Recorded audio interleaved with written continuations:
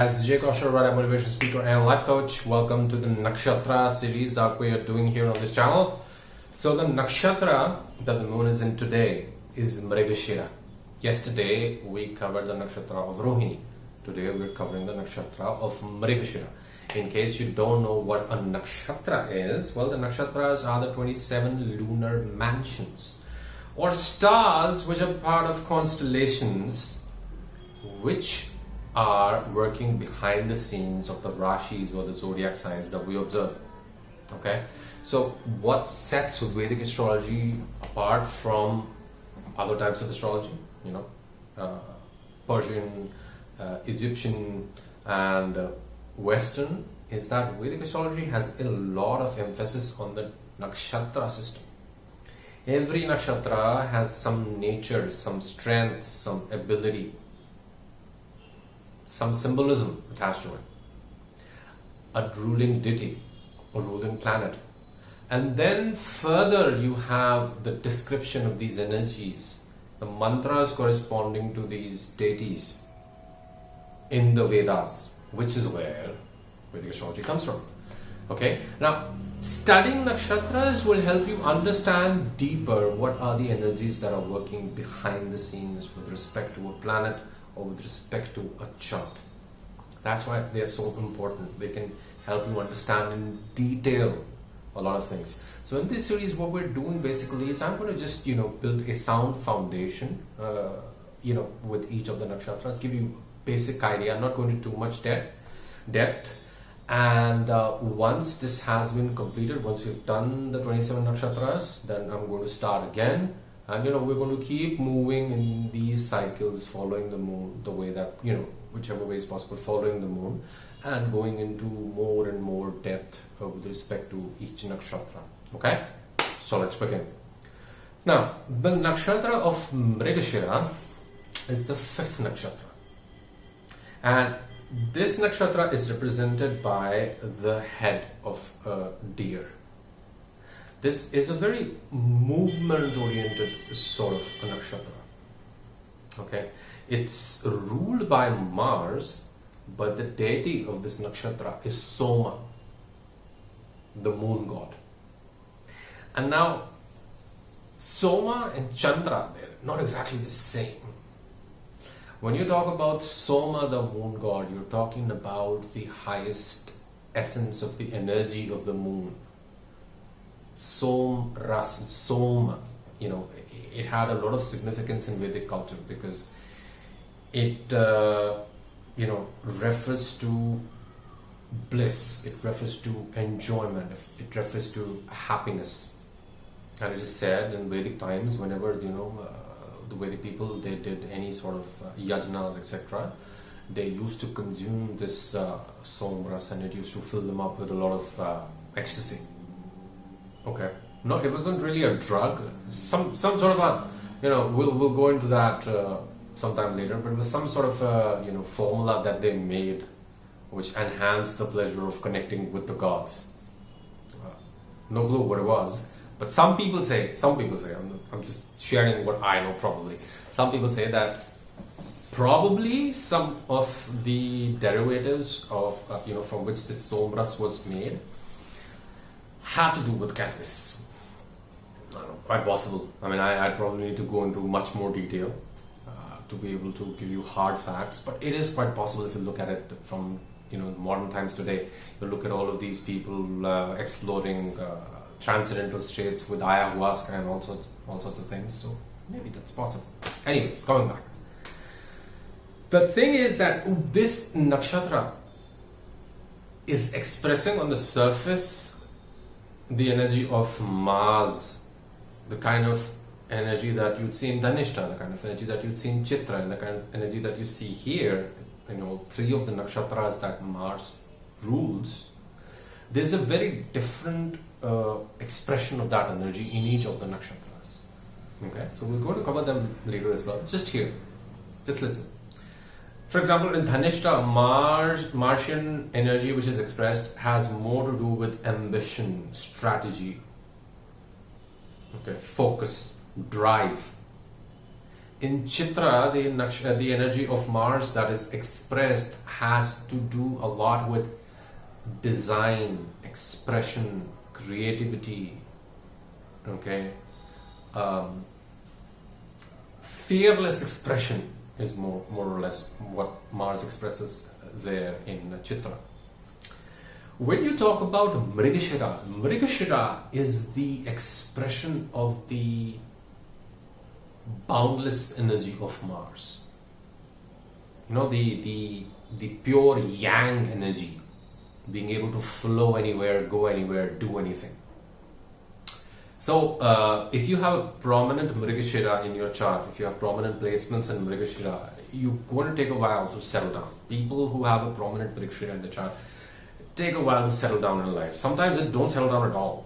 I mean, settling down seems to them to be a form of stagnation. They cannot do that. It's kind of against their nature. So the best advice for anybody who has prominent placements in this nakshatra, or if you're running through the Mahadasha of a planet placed in this nakshatra, or if you're going through some sort of a time period where this nakshatra has become prominent in your life, such as a result of Saturn transit, or nodal transit, in your chart, is to become movement oriented. For example, somebody with Mrigashira can do very well as a photographer, as an influencer, okay, as a freelance designer or something of that sort. As long as you're not being tied down, this nakshatra can give you immense power, immense benefits.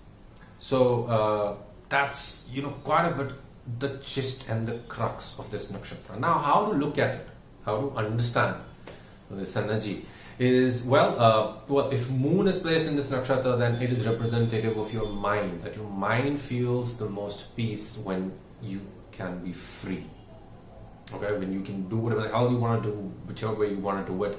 And these people are not very, how do I exactly put it in politically correct terms, these people are not really the kind of people, if they have prominent placements, to believe in the traditional marriage. Okay, they do believe in love. They can be very dedicated sort of individuals, make no mistake about that, but they don't quite believe in the traditional sort of marriage, of being married to just one person and spending and building your entire life around that person. That's not their kind of jam. They are more into enjoying relationships with the flow. Okay, so even if, let's say, it's a monogamous relationship, because these days you have polyamory, society is much more expansive and much more open-minded today compared to Vedic times. In Vedic times as well, society was pretty open-minded, not as much as now, because we are in the age of Rahu. Okay, so it's a very different time. So, as I was saying, that even if, let's say, you're in a monogamous marriage, monogamous relationship, even then, people with a strong Mrigashira want to do their own thing. They're like, you do you, let me do me, and give each other space. That's kind of how they function. Okay, so let's say this nakshatra is prominent in your life path. That shows that is how you're going to achieve things in life. Invariably, your life path is going to be such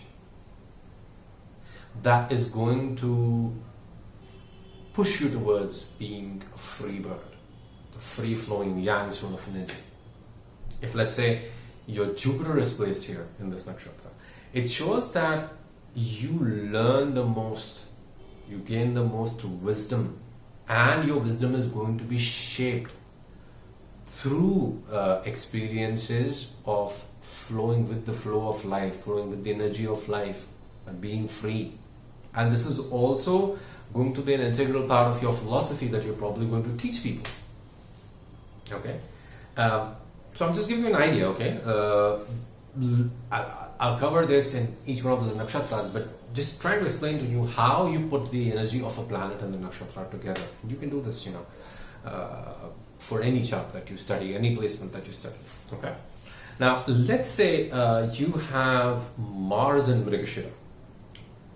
Whenever a planet is in its own nakshatra, it's a great placement. even if that placement is in a bad Tara for you, that means that relative to your moon, it might not be doing the best things. Even then, it is a good placement. Why?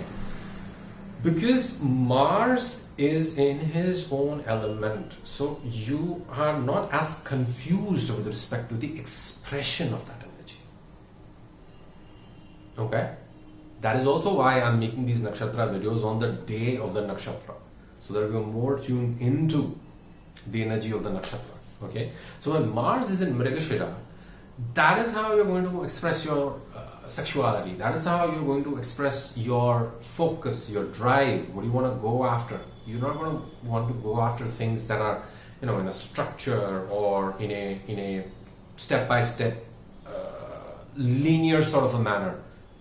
If Mars is in Mrigashira, your focus and your energy in life is going to be about expressing yourself rather freely. It won't be about living a life according to a plan. It'd be about being able to do whatever you want to do whenever you want to do it. That sort of an energy. And so, this can also turn out to be a very spiritual nakshatra. Okay? So, these are just some things to understand.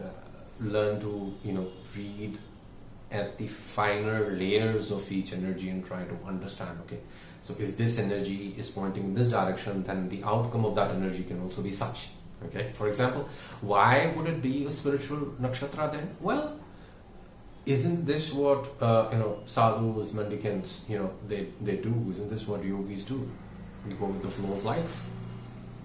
They go wherever they want to go, right? Isn't this how you become a traveler, and then from a traveler you become a philosopher, and then so on and so on, and that's how the journey is, right? So yeah, that's Mrigashira Nakshatra for you, and I hope you enjoyed this video. If you did, and you want to follow this entire series, please give me a thumbs up, subscribe to this channel so that you don't miss any video I post. And please give me a thumbs up if you enjoyed this video. I post a lot of different kinds of content here, and this definitely is a series that we're gonna keep running perpetually. Thanks a lot for watching. Take care.